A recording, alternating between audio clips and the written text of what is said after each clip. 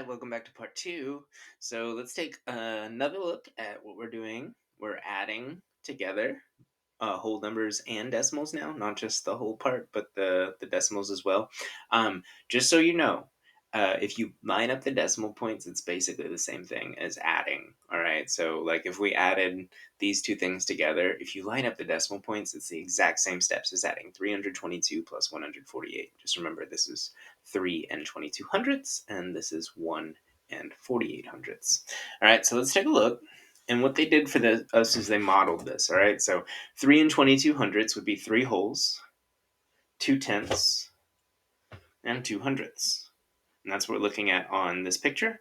1, 2, 3 wholes, 1, 2 tenths, and 1, 2 hundredths. All right, so 3 and 22 hundredths. 1, 2, 3 and 22 hundredths.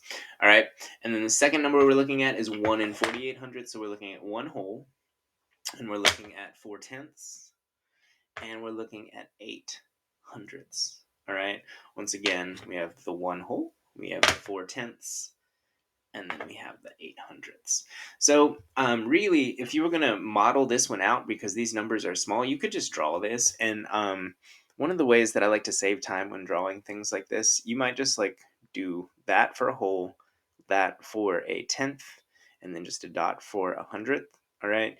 That way you don't have to write all these tiny little squares, but you might actually see quick pictures where they show you 1 whole is the big square, 1 tenth is just the line, and then 100th will be a dot. All right, so let's take a look and see what they did when they added them together. So we're going to put all of our base 10 blocks together. So we're going to make a group of 1, 2, 3, 4 wholes. We're going to make a group of 1, 2, 3, 4, 5, 6 tenths. And then we're going to make a group of 8, 9, 10 hundredths. All right, so this is what they did. They squished it all together, and what they did is they got 4 holes. There's the 3 holes and the 1 hole to make 4 in total. Then they took the 2 tenths over here and the 4 tenths over here and squished them together. So now we have 6 tenths. And then they took the 2 hundredths and the 8 hundredths and they squished them together. So now we have 10 hundredths. All right. Some of you may be thinking already 10 hundredths, 10 pennies would be the same as 1 dime. So yes, 10 hundredths is the same as 1 tenth. All right, so we can actually trade these 10 hundredths out for 1 tenth, and then it would be even easier to see. And that's how money works, right? Whenever you have 10 pennies, it's equal to 1 dime.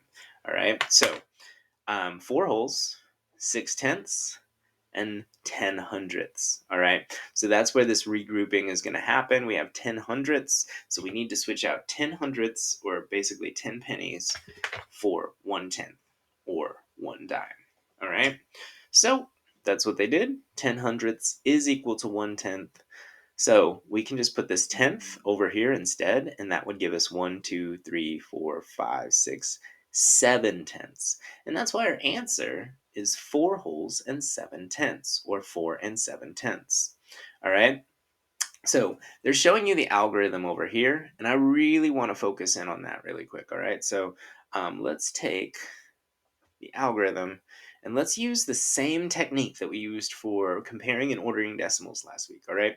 So we're looking at 2 numbers. All right. So I'm going to stack 2 decimal points. All right. The next thing I'm going to do is fill in the place values. So I have 3 and 22 hundredths, and let me line up 1 and 48 hundredths. All right. So as you can see, basically my decimal points are in a line. All right. And then all my place values are in a line.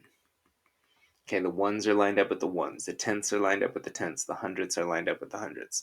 Now, all you have to do is add. Pretend the decimal point isn't even there, all right? Pretend it's not even there. So pretend this is 322 plus 148. 8 plus 2 is 10, carry the 1. 4 plus 2 is 6, plus the 1 is 7, and then 3 plus 1 is 4. The only thing you have to do if you pretend the decimal point doesn't exist is at the very end, drop the decimal point like it's hot to the bottom. All right, we'll take a look at that in video 3 and clarify.